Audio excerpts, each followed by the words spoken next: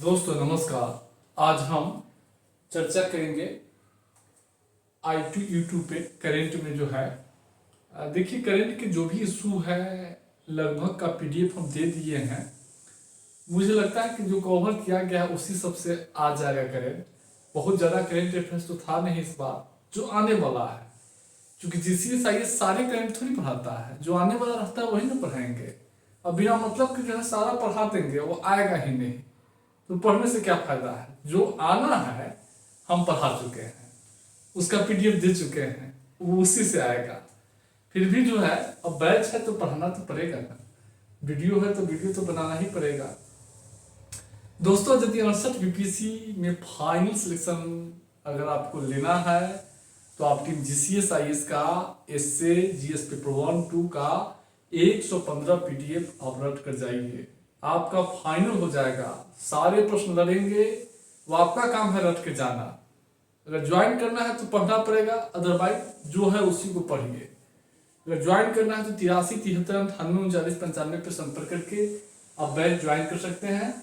अगर पढ़ सकते हैं तो आप ज्वाइन करके जाइए, आपको बहुत फायदा मिलेगा। अब हम लोग चर्चा ज्वाइन करना, डिस्क्रिप्शन में नंबर होगा, आप ज्वाइन कर सकते हैं। इसका चार्ज जो है 4000 है, लेकिन लास्ट टाइम है 68वीं का, केवल 68 में हम कुछ कम कर देंगे, केवल 68 के लिए। तो I2U2 पर हम चर्चा करेंगे, शुरू करेंगे आगे। सबसे पहले जानना जरूरी है कि I2U2 क्या है। यानी I का अर्थ है I2, यानी I जो है 2 बार, यानी इंडिया इजराइल। U माने 2 U, यानी USA और संयुक्त अरब अमीरात। यूनाइटेड जो है अरब अमीरात है, संयुक्त अरब अमीरात, यानी यू से यूनाइटेड स्टेट अमेरिका, यूनाइटेड जो है अरब अमीरात है। यानी ये I2U2 इंडिया, इजराइल, संयुक्त राज्य अमेरिका और संयुक्त अरब अमीरात का एक कोऑपरेटिव फ्रेमवर्क है। क्या है? कोऑपरेटिव फ्रेमवर्क है। भूमिका में यही लिखिएगा, I2U2 जो है इंडिया, इजराइल,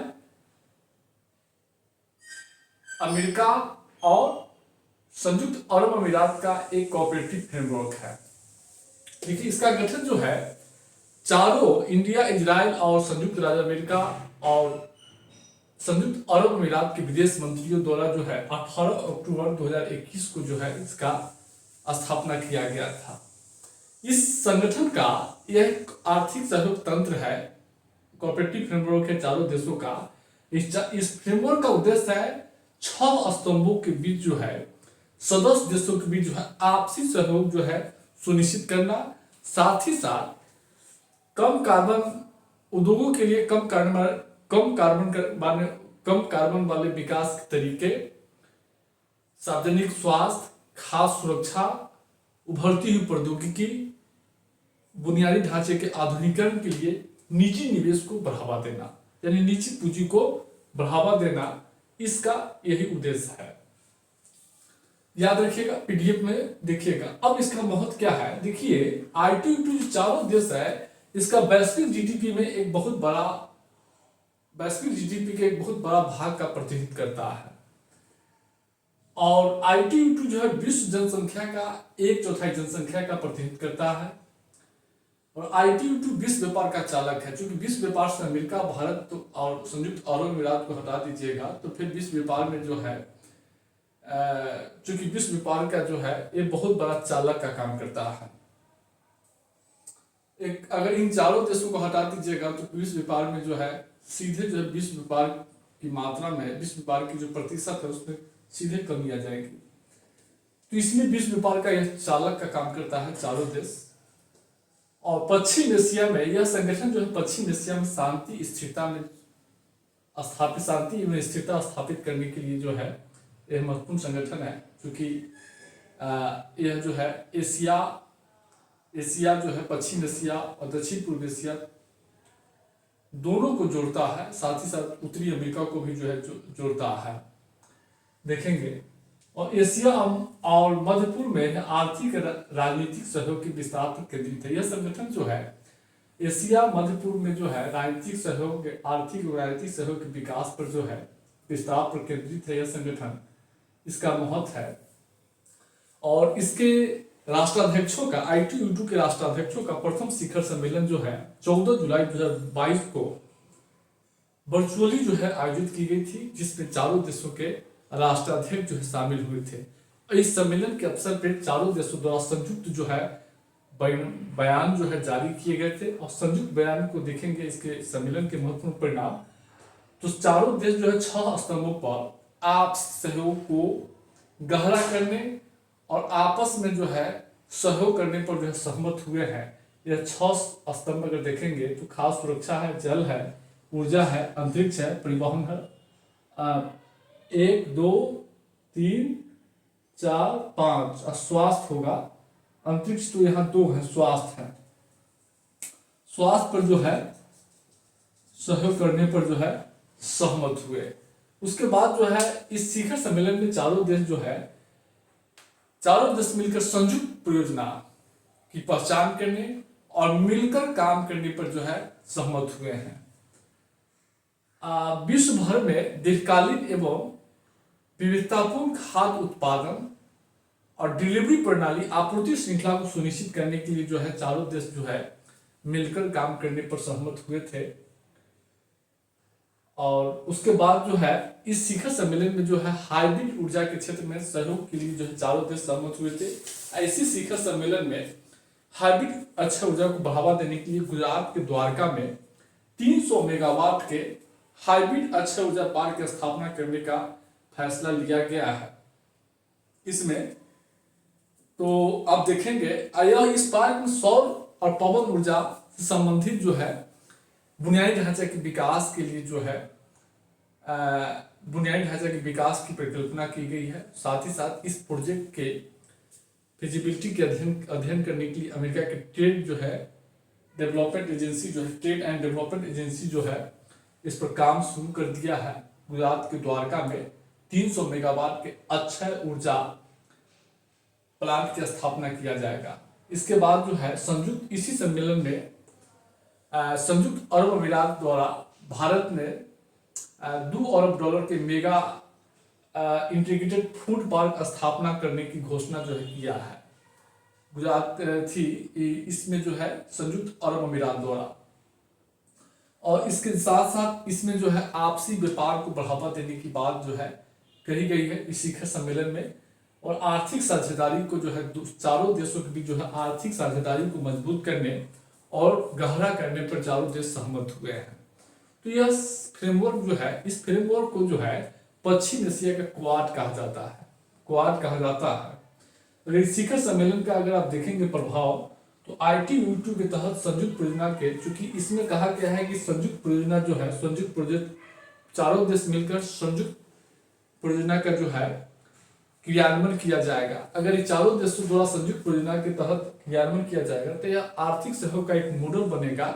और इसी आर्थिक सहयोग के द्वारा जो अफ्रीका है या दक्षिण एशिया, पश्चिम एशिया, दूसरे जो है देशों में ये चारों देश मिलकर अगर संयुक्त प्रोजेक्ट की स्थापना करता है तो विश्व भर में सतत विकास की प्राप्ति होगी, विश्व भर में जो है आर्थिक विकास सुनिश्चित होगी। इस शिखर सम्मेलन से इस ITU से क्या होगा, इस शिखर सम्मेलन से भागीदारों के बीच जो है निवेश व्यापार को बढ़ावा मिलेगा। और साथ ही साथ इन शिखर सम्मेलन से जो है जो 6 स्तंभ है, 6 स्तंभों के बीच जो है चारों देशों के बीच साझेदारी मजबूत होगी। साथ ही साथ पश्चिम एशिया में कारोबार की नई संभावना पैदा होंगे। इस शिखर सम्मेलन इस स्तंभ के माध्यम से पश्चिम एशिया और एशिया में कारोबार की नई संभावना पैदा होंगे। इस बयान के मुताबिक इसका यह महत्व है। भारत के लिए भी ITU का व्यापक महत्व है, हम लिख कर बताएंगे और इसकी क्या चुनौती है उसको भी देखेंगे।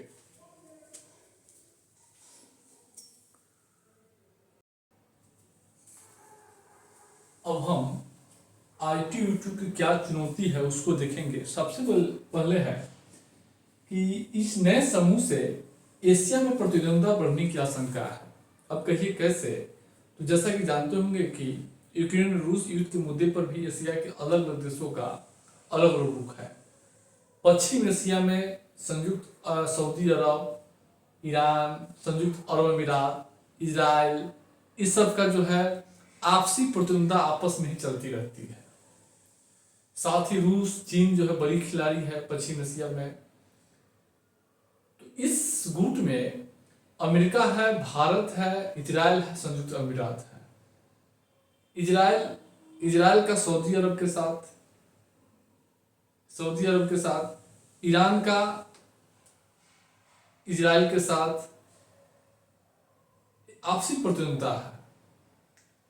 फिर इस क्षेत्र में पश्चिम एशिया में चीन का हित अमेरिका का हित टकरा रहा है, रूस का हित टकरा रहा है। इस नई समूह से क्या होगा कि पश्चिम एशिया में जो है नए जो है प्रतिद्वंदा पैदा होंगे।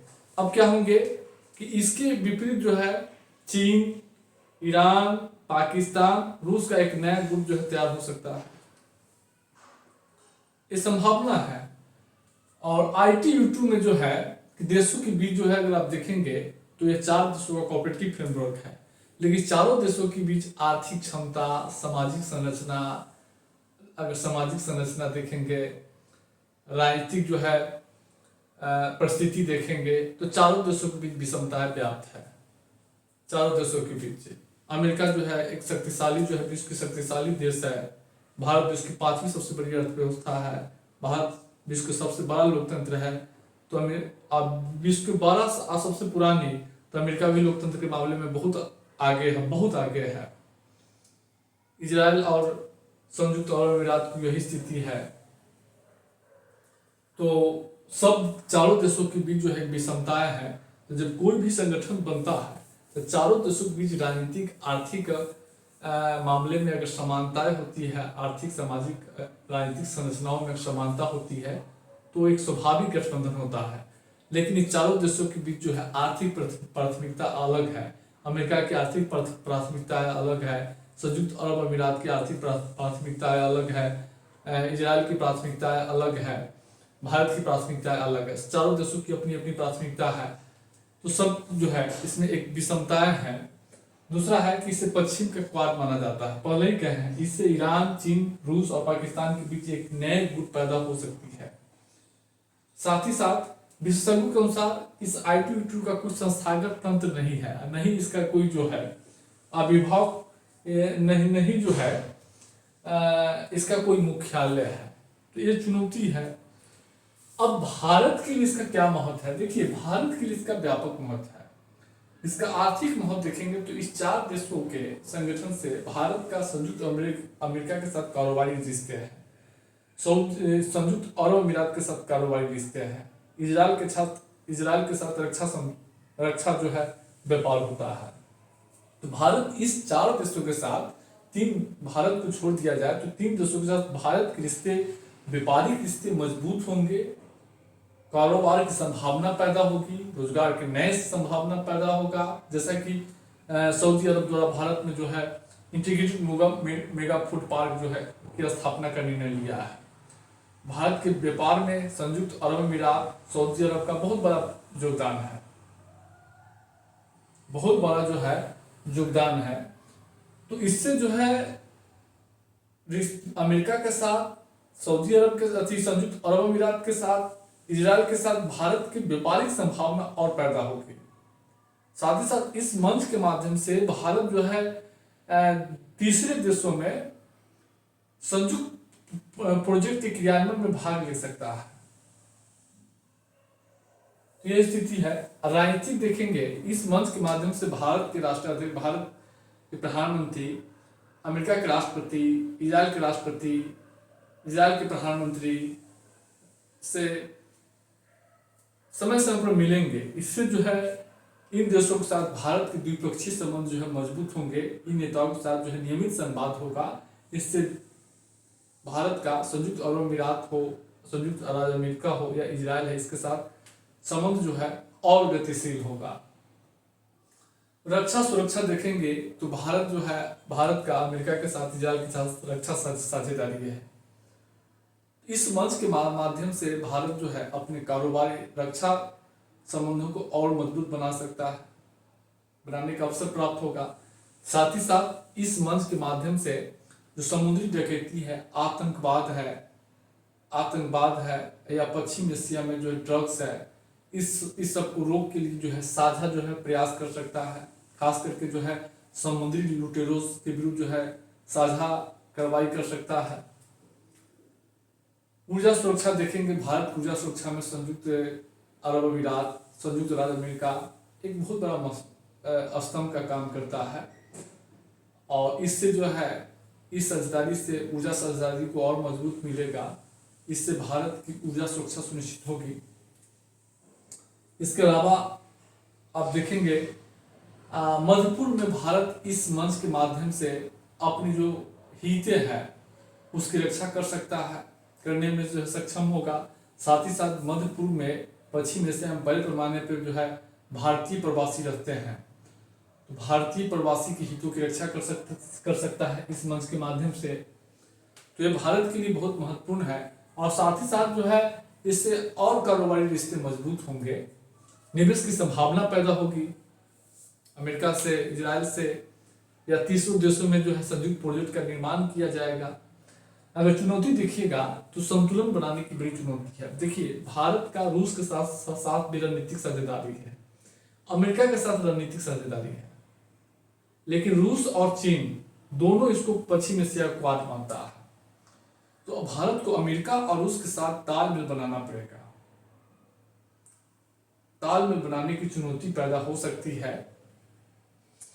तो यह होगा नए गुटों का आविर्भाव। देखिए, इस साझेदारी से चूंकि एशिया में जो है एक नई प्रतिद्वंद्विता जैसा कि बोले हैं खड़ी हो सकती है, जो भारत की चुनौती पैदा कर सकता है चीन रूस का, क्योंकि चीन जिसको अपने विरोधी गठबंधन के रूप में मानता है, तो चीन के साथ जो है भारत का सीमा गतिरोध लंबे समय से 2020 से ही चली आ रही है। ताजा विवाद है सीमा पार, वो 2020 से ही चली आ रही है। तो इससे क्या होगा कि और जो है इसके काट में, इसके प्रत्युत्तर में एक नए गुट का निर्माण होगा, चीन का, ईरान का, रूस का, पाकिस्तान का। तो भारत के लिए चुनौती पैदा हो सकती है और भारत साथ साथ एक स्वाभाविक गठबंधन नहीं है, सिर्फ चारों देशों की प्राथमिकताएं अलग अलग है। चारों देशों की राजनीतिक और सामाजिक और आर्थिक संरचना में बिल्कुल अंतर है, ये चुनौती है। साथ ही साथ चीन और ईरान के साथ गतिरोध, जैसा कि जानते होंगे कि भारत का व्यापार चीन के साथ भी होता है, सबसे ज्यादा व्यापार चीन ही के साथ होता है, उसके बाद संयुक्त राज्य अमेरिका है। अगर आप देखेंगे तो इससे जो है पश्चिम एशिया में चीन के साथ, चूंकि इजराइल चीन को क्या करता है, ईरान जो है, ईरान इजराइल को विरोधी मानता है, चीन अमेरिका को विरोधी मानता है। तो इससे भारत का चीन और ईरान के साथ भी जो है संबंधों में जो है, चीन के साथ तो संबंध पहले ही से खराब है, ईरान के साथ भी संबंधों में जो है ठंडापन आ सकता है, गतिरोध पैदा हो सकती है इस गठबंधन से। लेकिन इन सब के बावजूद जो है आईटीयूपी भारत के लिए कारोबार, निवेश के नए अवसर जो है, इससे नए अवसर पैदा होंगे भारत में। साथ ही साथ जो है पश्चिम एशिया में भारत जो है इस मंच के माध्यम से अपने हितों की रक्षा करने में सक्षम होगा, इस मंच के माध्यम से। साथ ही साथ जो है भारत जो है इस मंच के माध्यम से ऊर्जा सुरक्षा सुनिश्चित कर सकता है, रक्षा संबंधों को और विस्तार दे सकता है। तो भारत के लिए महत्वपूर्ण है कुछ चुनौतियों के बावजूद भी। इसको आप देख लीजिएगा, ये सब जानकारी होना बहुत जरूरी है। हम कंटिन्यू जो है अपलोड करते रहेंगे वीडियो।